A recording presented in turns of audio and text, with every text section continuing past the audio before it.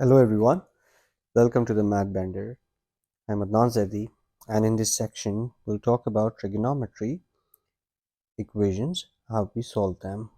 So we before starting off, we already have discussed that what quadrant theory is and how quadrants are important to figure out the basic critical angle. So let's start off. So let's say first step, I'll solve A. So we have a question, sine of x is equals to 0.3. So in this case, your first step is make the quadrant when you see a situation like this. So step 1, quadrants. So when you decide the quadrants, we already talked about in quadrant theory that since sine is positive here, so sine is positive in the first, remember, A, S, sine positive, tan positive, and cos positive in all of the respective quadrants. So sine is positive in the first and in the second quadrant. Now next step.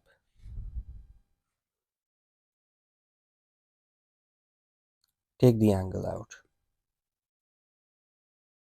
So we know that it's going to be sine inverse of 0.3, which is equals to x. So 17.5. So note that since the angle is in degrees, we take it up to one decimal place. 17.5. Now the angle that you've marked right now is with the basic x-axis. Now step 3, mark the angles now. From this point, from 0, you start until you reach this line. So how much angle is going to be from 0? It's going to be, write all the angles. So first is 17.5. Then you go further and this angle. And this angle is 180 minus 17.5. So 162.5,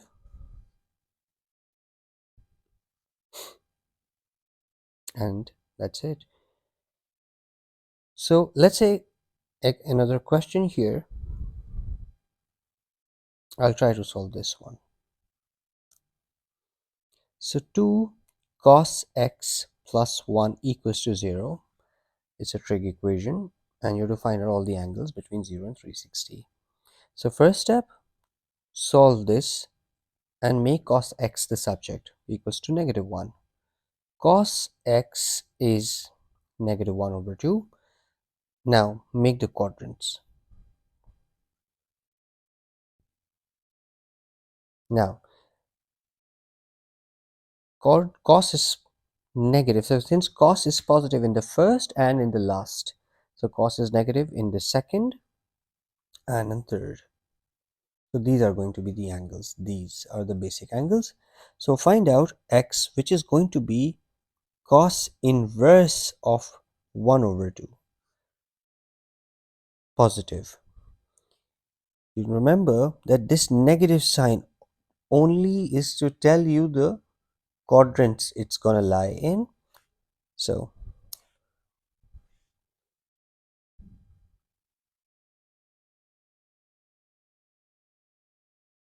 it's going to be 60 degree.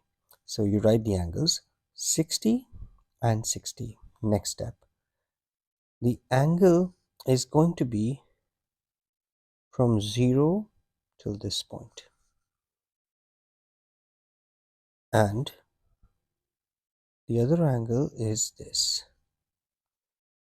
So as you could see that this angle, if you take out supplementary angle, so you know that 180 minus 60, so this angle is 120 degrees, and this bigger one is going to be 180 plus 60. So x is going to be 120, and x is going to be 240. Now let's look at some more questions. Here, the only difference is, even if the questions are same, the difference is the angle is measured in radian mode. So I'll solve the question that I solved in the previous one was sine and cos related. I will cater to tan and both the tan angles, let's say. So this is how you can get an idea how to approach quadrant way in tan. So I'll solve this one. Tan of x is equals to 0.2. Now first step is make the quadrants. So tan is positive in the first quadrant, ASTC first, and in the third. So the angles are going to be this one and this one. Basic angles, always with the x-axis. Now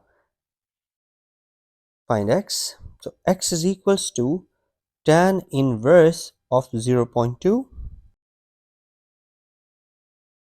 Okay, now you found out the angle. Remember, in radian, by default, you need to write the values in three significant figures. So in three significant figure, the value is going to be 0.197, 0.197. The angle that you're to find now is this one and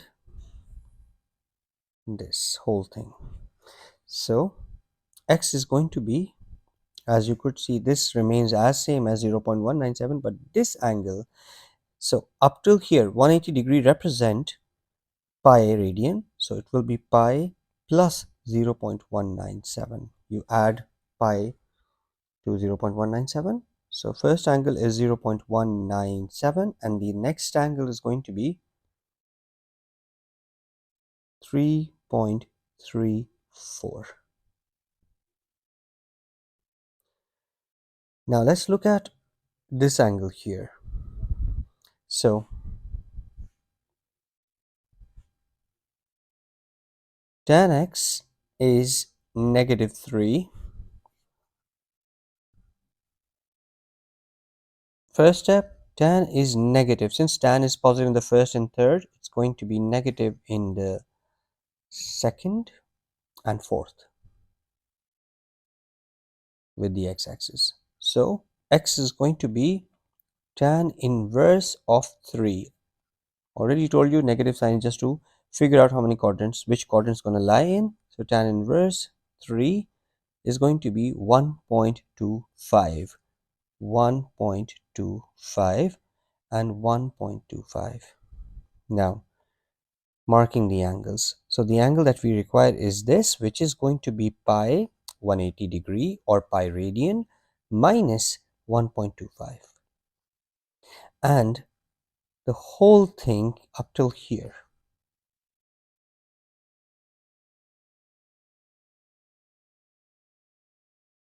This one.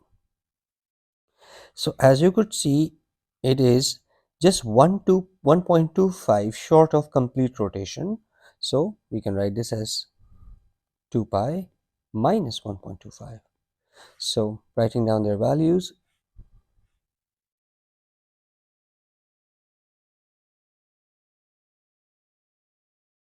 so x is equals to 1.89.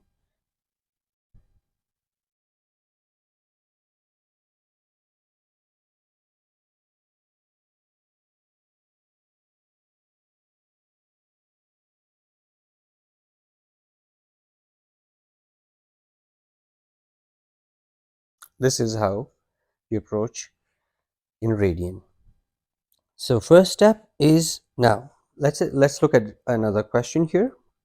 F of x is equals to sine of x for 0 is less than equal. So step 1 is convert your calculator to whichever domain is represented. Now there are two functions, f of x, which is sine of x, and g of x, which is 2x minus 1. You have to solve g of f of x, which is equals to 0.5. So step 1, g of f of x. F of x is sine fx. So writing down the value of which is equal to 0.5. Now 2 times, instead of x here, you write sine of x minus 1, which is equals to 0.5. And sine of x is going to be 1 plus 0.5, and sine of x will be 1.5 over 2. So find out this value, which gives you 0.75. So sine of x is equals to 0.75. Now, step 1 here, mark the quadrants.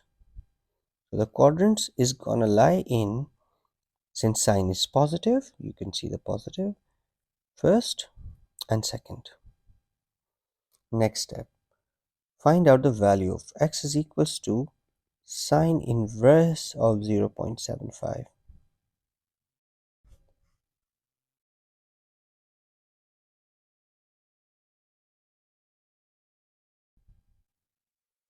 Which is going to be 0.848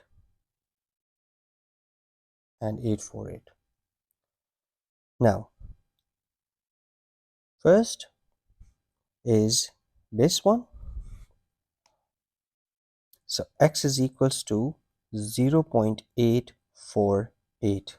The next one is,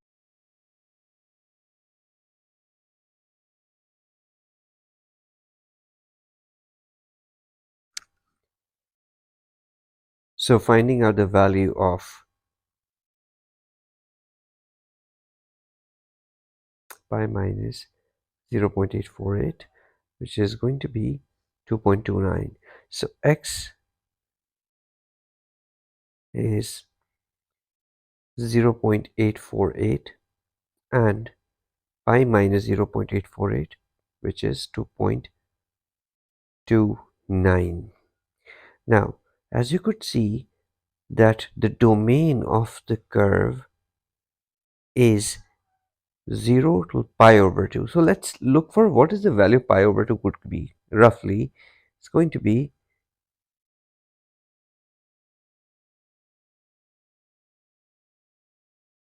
1.57, which, as you could see, that this value is exceeding our domain, which is, we can cancel it out. So this is going to be our final answer, 0.848.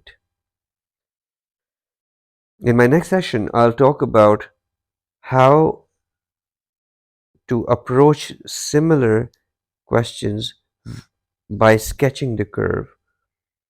Until then, take care. Bye bye.